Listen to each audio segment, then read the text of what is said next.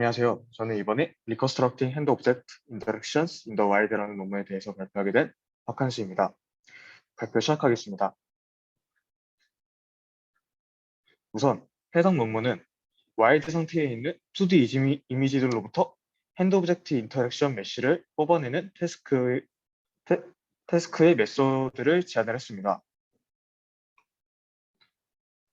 핸드 오브젝트 인터랙션은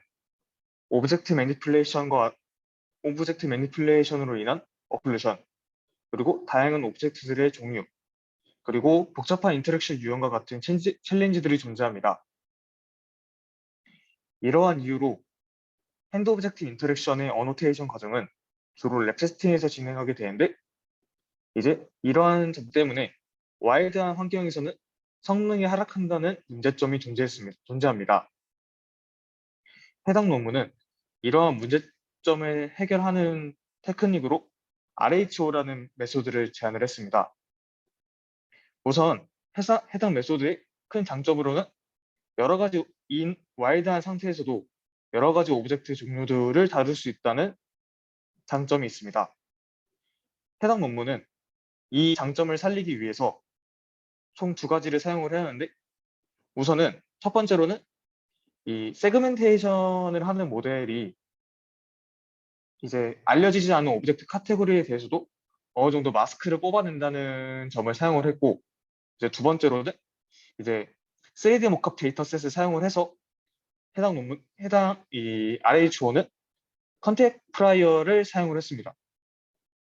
네, 이 총 두 가지를 사용을 해서 위에서 말한 이제 와일드한 상태의 이미지에 대해서도 인퍼런스를 하면서, 또한 여러 가지 오브젝트들에 대해서도 인퍼런스를 어느 정도 하는 장점을 살려냈습니다.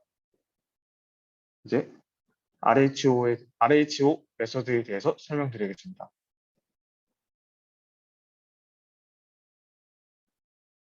우선은 RHO의 전체적인 구조를 먼저 보겠습니다. 우선 RHO는 이 2D 이미지로부터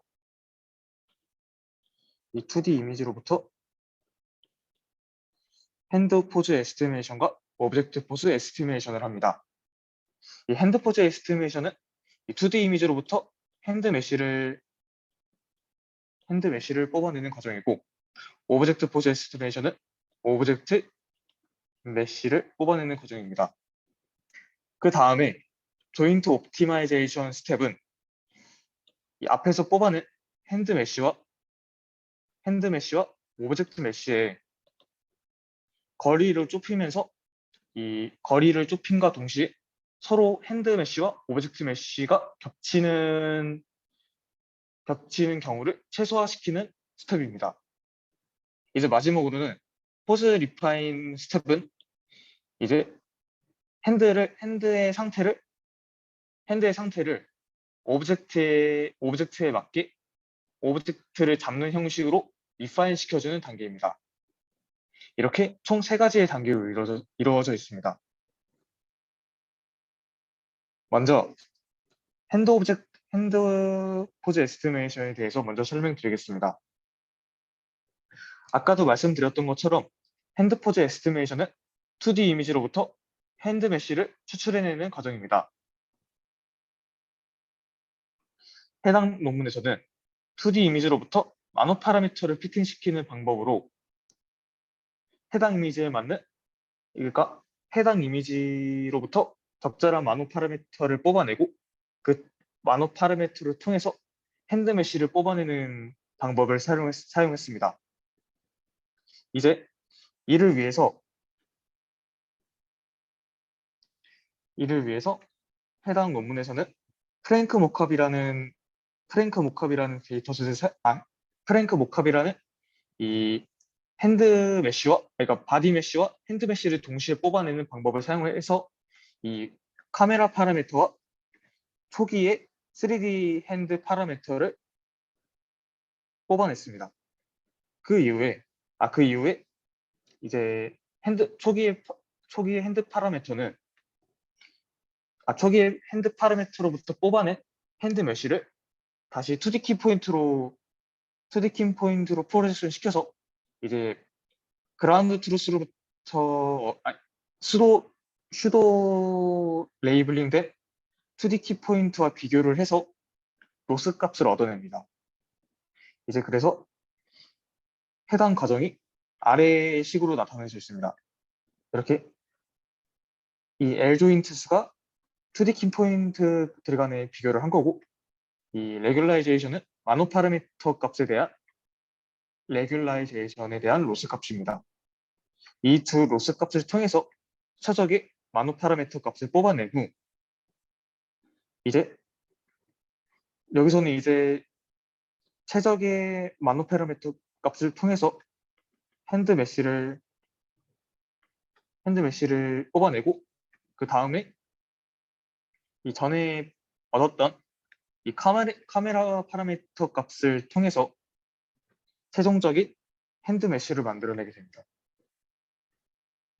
이제 이 다음은 오브젝트 포스 에스티메이션에 대해서 설명을 드리겠습니다. 오브젝트 포스 에스티메이션은 2D 이미지로부터 오브젝트 메쉬를 생성해내는 단계입니다. 이때 해당 논문에서는 이 오브젝트 메쉬를 뽑아내기 위해서 RGB 싱글 이미지와 이 이미지에 들어있는 오브젝트 카테고리에 맞는 3D 모델을 인풋으로 사용했습니다. 이를 통해서 최종적으로 오브젝트의 스케일, 로테이션, 그리고 트랜스레이션을 최적화하는 방법을 사용했습니다.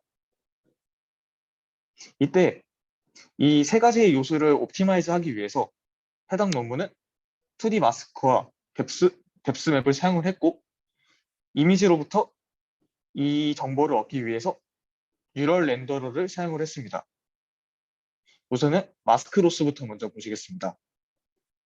아까도 말씀드렸던 것처럼 이제 마스크 에스티메이터 같은 경우는 보지 못한 오브젝트에 대해서도 마스크를 어느 정도 물론 해당 마스크에 대한 카테고리는 잘못 프레딕트 할 수 있어도 어느 정도 마스크는 실루엣은 어느 정도 에스티메이트 한다는 점을 사용을 했습니다. 이러한 점 때문에 이제 다양한 오브젝트들에 대해서 학습을 할 수 있다는 장점을 살려냈습니다. 이때 해당 논문에서는 세그멘테이션 모델로 포인트랜드 모델을 사용을 했고, 데이터셋은 코코 데이터셋을 사용했다고 합니다. 그리고 오브젝트를 선택하는 기준은 이제 디텍티드 핸드박스와 가속 높은 IOU 값을 가진 오브젝트를 사용을 했습니다. 이렇게 해서 이미지로부터 얻은 이 스케일과 로테이션과 트랜스레이션을 이 뉴럴 렌더러에 넣어서 얻은 마스크 값과, 그 다음에 이 위에서 말한 포인트랜드 모델에서 얻은 마스크 값을 비교를 해서 마스크 로스 값을 생성해내게 됩니다. 그 다음은 뎁스 로스입니다. 뎁스 로스는 이 만약에 마스크만을 사용을 했을 때는 마스크 자체는 테두리에 대한 정보만을 가지고 있기 때문에 이 비슷한 테두리 형태를 가진 오브젝트들을 구별하기 힘들다는 단점을 가지고 있습니다. 이 단점을 보완하기 위해서 해당 논문은 뎁스 정보까지 사용을 했습니다. 이제 뎁스 정보를 뽑아낼 때는 이 마스크와 비슷하게 이 렌더러를 통해서 뎁스를 얻어내고, 그 다음에 이 슈도 레이블은 이 뎁스 맵을 에스티메이트 하는 모델을 사용을 해서 얻어냈습니다. 이 또한 마찬가지로 이에 대한 차이를 뎁스 로스로 사용을 했습니다. 그래서 최종적으로 이 마스크 로스와 뎁스 로스를 사용을 해서 최적의 스케일, 로테이션, 트랜스레이션을 얻어내게 됩니다. 이렇게 앞에서 핸드 포즈 에스티메이션을 통해서 최적의 핸드 메쉬를 얻었고요. 그 다음에 오브젝트 포즈 에스티메이션을 통해서 최적의 오브젝트 메쉬를 얻어내게 됩니다. 이 과정이 현재 이 피겨 4를 봤을 때 이 과정입니다. 현재 오브젝트 메쉬와 핸드 메쉬는 적절하게 뽑아냈지만 서로 가깝지도 않은 상태이고, 그리고 이 핸드 상태가 오브젝트의 잡는 형태가 아닙니다. 그래서 우선은 이 거리를 먼저 줄이기 위해서 조인트 옵티마이제이션 스텝을 거치게 됩니다.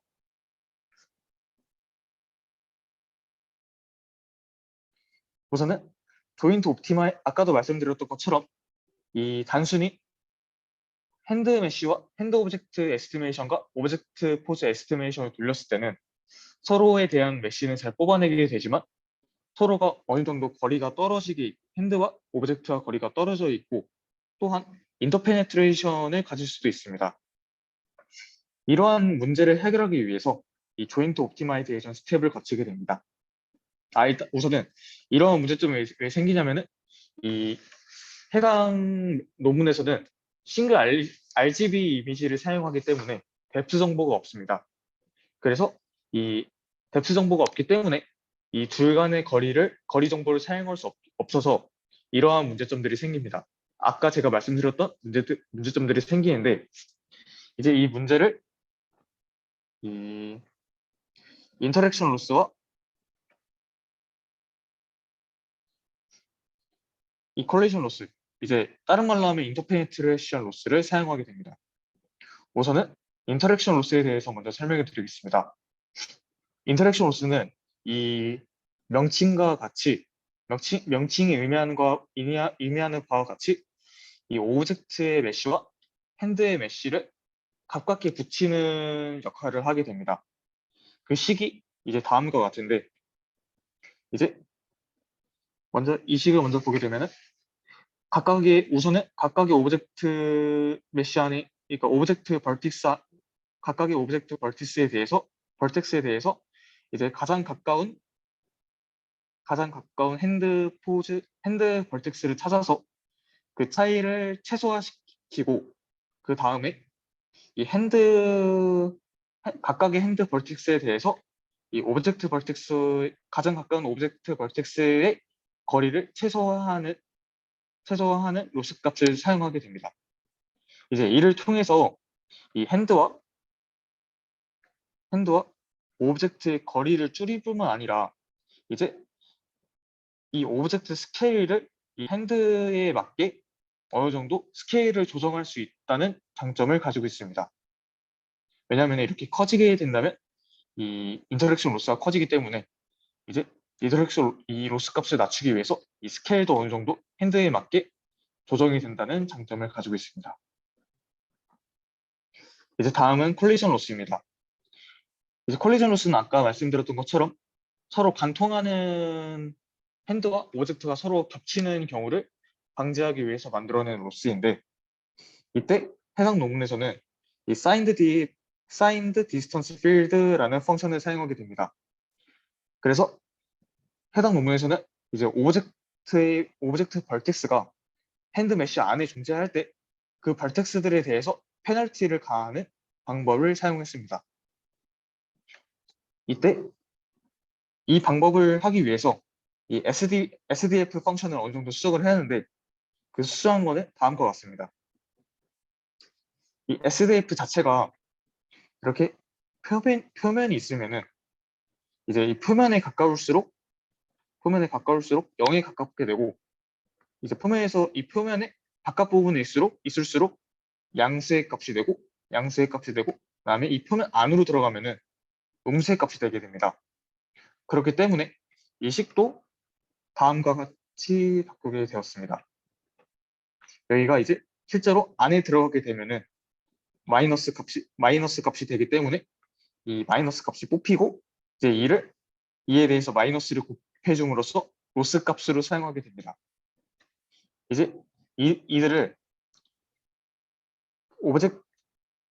이 펑션을 어떻게 적용을 하냐면, 이렇게 핸드가 있으면은 이 핸드의 주변에 대해서 그리드를 설정을 하고, 이 그리드에 대해서 복살라이즈를 합니다. 즉, 이 그리드에 대해서 복세를 뽑아내게 됩니다. 그리고 그 복사들에 대해서 이 복사들 중에 핸드메시 안에 있는 오브젝트 벌텍스들에 대해서 이 컬리전 로스를 적용하게 됩니다. 그래서 최종적으로는 값은 이러한 식이 됩니다. 이렇게 해서 이 인터랙션 로스와 컬리전 로스를 적용을 해서 이렇게 각각의 생성된 메시들의 거리가 멀면서 이렇게 인터페네트레이션 로스가 발생한 거를 이 다음 단계와 같이 인파인을 시켜줍니다. 실제로 이 원래는 이렇게 떨어져 있었지만 이렇게 두 메시 간의 거리가 줄어들게 되었고 그 다음에 이렇게 관통하는 문제도 어느 정도 해결하게 되었습니다. 그 다음에는 이제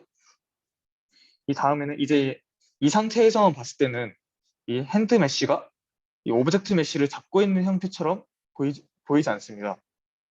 그래서 어느 정도 이 핸드 메시가 오브젝트 메시를 잡고 있는 형태로 리파인 시키기 위해서 이 다음 단계인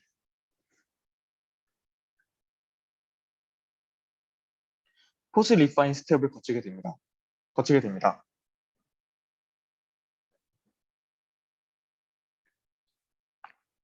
이 포스 리파이먼트 단계는 아까도 말씀드렸던 것처럼 이 핸드 메시가 오브젝트 메시를 어느 정도 잡고 있는 형태로 리파인 시키는 단계입니다. 해당 논문 근데 이에 대한 컨텍스트 리전을 어느 정도 부여를 해줘야 되는데 그 컨텍스트 리전에 대한 어노테이션을 인더 와일드 이미지에 대해서 다 어노테이션을 하는 것은 무척이나 챌린지이기 때문에 해당 논문에서는 이 3D 컨텍스트 프라이어스라는 거를 학습을 해서 이 포스 리파인먼트를 하게 됩니다. 이때 3D 컨텍스트 프라이어를 학습시키는 과정에서는 이 핸드버킷 데이터셋, 그러니까 실제로는 그랩스라는 데이터셋을 사용하게 됩니다. 실제로 이 컨텍스트 프라이어스를 사용하는 과정은 다음과 같습니다. 우선은 이 한 네트워크를 학습을 시키는데 여기에 들어가는 인풋은 핸드 파라미터가 있고 그 다음에 디스턴스 필드가 있습니다. 이 디스턴스 필드 같은 경우는 이 각각의 핸드 벌티스들에 대해서 가장 가까운 오브젝트 벌티스의 디스턴스 값을 저장하는 필드입니다. 그래서 그렇게 해서 이 두 개의 값을 인풋으로 사용을 해서 이 GT 핸드 파라미터와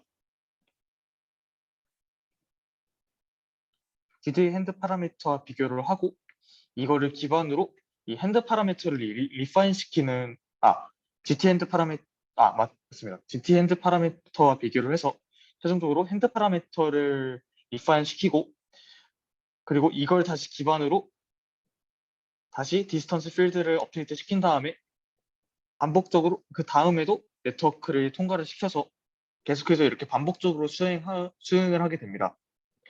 이 과정을 통해서 이 핸드 파라미터를 리파인을 시키게 됩니다. 해당 네트워크는 아직 해당 논문에 대해서 소스 코드도 공개가 되어 있지 않아서 해당 네트워크에 대한 자세한 내용은 해당 논문에 나와 있지 않아서 나중에 좀 더 나중에 알아보고 노션에 정리하도록 하겠습니다. 우선은 이를 통해서 이렇게 원래는 잡혀있지 않은 결과물을 얻은 상태였다면 이 포스 리파인먼트 스텝을 통해서 이제 이 핸드 메시가 어느 정도 오브젝트 메시를 잡고 있는 형태로 만들도록 하였습니다. 이렇게 만들게 되었습니다. 이런 결과가 나오게 되었습니다.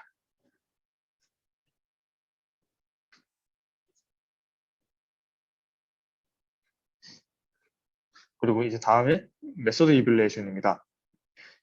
해당 논문은 이제 이 RHO를 평가하기 위해서 HO3D 데이터셋과 FPH 데이터셋 그리고 HO3D 이 두 데이터셋을 사용을 했습니다.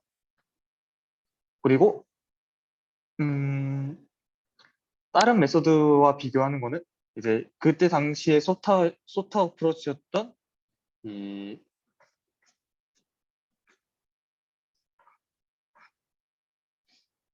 Leveraging Photometric Constancy over time for Sparsely Supervised Hand Object Reconstruction에서 제시한 메소드와 비교를 하였습니다. 그리고 이때 평가를 할 때 사용한 매트릭으로는 일단은 조인트들에 대해서는 이 HOS, 그러니까 호네이트에서 사용한 조인트들에 대한 평가 매트릭을 사용했습니다. 이렇게 핸드루트 포지션을 먼저 얼라인을 하고, 핸드루트 포지션과 글로벌 스케일을 먼저 얼라인을 한 후에 에러를 측정하는 방법을 사용을 하였고, 그 다음에 오브젝트 포스 같은 경우에는 챔퍼 디스턴스를 사용을 해서 이 오브젝트 포스에 대한 에러를 측정을 하였습니다.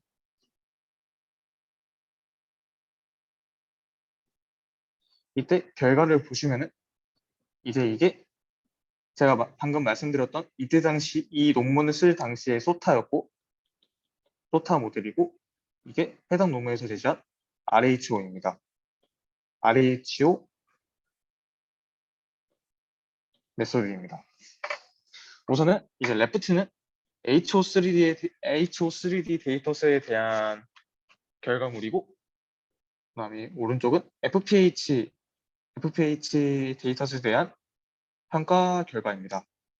우선은 HO3D 같은 경우는 둘 다 소타보다 성능이 좋은 결과를 얻었습니다.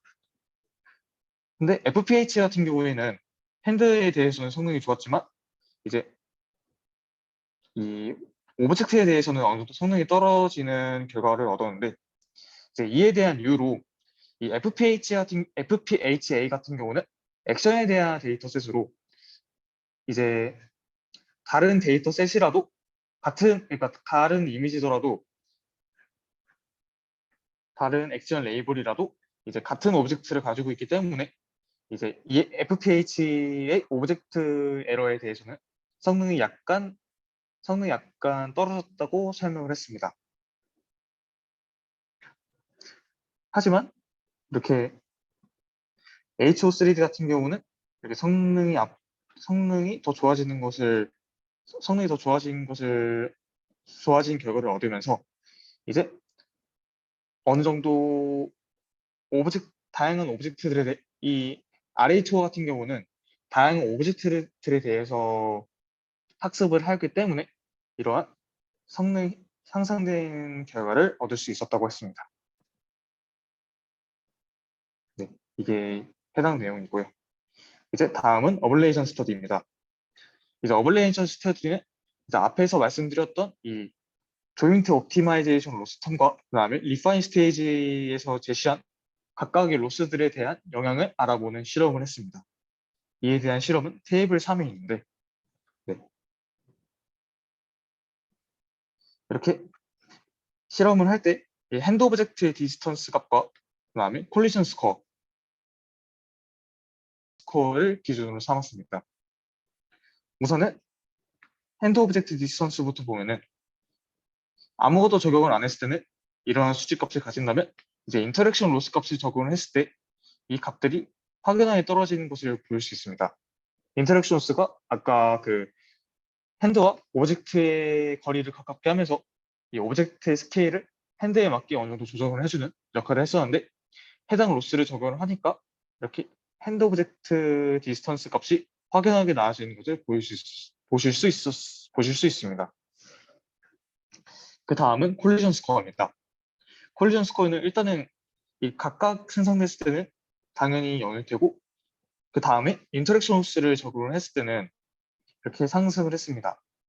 이게 거리를 붙이는 거기 핸드 메쉬와 오브젝트 메쉬에 거리를 붙이는 거기 때문에 이렇게 콜리전 스코어가 상승을 했고, 이때 뎁스로스는 그 실제 오브젝트의 지오메트릭한 인포메이션을 가지게끔 하는 가지게끔 하는 로스로 사용이 되었는데 해당 로스를 적용하니까 콜리전 스코어가 어느 정도 낮아지는 것은 낮아지게 되었습니다. 그 다음 이제 이것과 직접적으로 관련이 있는 페네트레이션 로스를 적용을 했을 때 또 값이 떨어지는 결과를 얻을 수 있었습니다.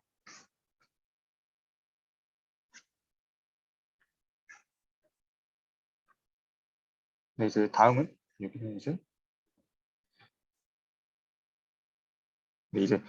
해당 논문에서 이 RHO를 기반으로 데이터셋을 만들었는데 이때 에피키친스라는 데이터셋과 백데이센스 데이터셋을 기반으로 이 이미지들을 기반으로 데이터셋을 만들었다고 합니다. 그리고 네, 근데 이 과정은 그냥 이 과정은 스킵하도록 하겠습니다. 네, 그래서 방금 말씀드린 그 두 개의 데이터셋을 기반으로 이 핸드 오브젝트 인터랙션 메쉬를 뽑아냈습니다. 그렇게 했을 그 데이터들에 대해서 이제 해당 섹션은 그 데이터들에 대해서 이제 분석을 한 섹션인데 우선은 이 그래프의 다양성을 보기 위해서 이 3D 핸드 포즈를 2D 스페이스로 이제 프로젝션 시켜주는 이 ISO 맵이라는 걸 사용을 해서 프로젝션을 시킨 결과가 해당 결과인데 이제 해당 결과를 봤을 때 첫 번째로 얻을 수 있는 거는 이게 지금 여기 부분이 지금 이 펜에 대한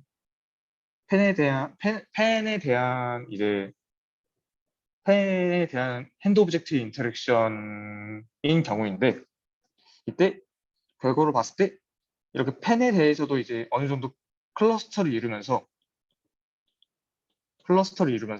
이제 이 안에서도 이 다양한 인터랙션의 종류가 있다는 것을 알 수 있었다고 합니다. 그러니까 즉 같은 오브젝트를 잡더라도 그 오브젝트들에 대해서 이제 다양한 인터랙션 종류가 있다는 것을 알게 되었고 또한 다른 오브젝트로더라도 이제 같은 인터랙션에 존재할 수 있다라는 것을 해당 ISO 맵을 통해서 알 수 있었다고 합니다. 또한 이렇게 X 값이 증가함에 따라서 X 값이 작을 때는 이렇게 핸들을 이제 쥐는 형태로 존재한다면 이제 X 값이 이렇게 커질수록 핸들을 점점 피는 결과를 얻을 수 있었다고 합니다. 네, 이게 지금 방금 제가 설명드린 내용입니다. 그래서 이제 결론적으로 해당 논문에서는 이 RHO라는 메소드를 제안을 하는데 해당 메소드는 다양한 오브젝트들에 대해서도 인퍼런스를 할 수 있으면서 인더 와일드한 이미지들에 대해서도 인퍼런스를 할 수 있는 핸드 오브젝트 인터랙션 메쉬 메소드를 제안을 했습니다. 네, 이것으로 제 발표를 마치겠습니다. 감사합니다.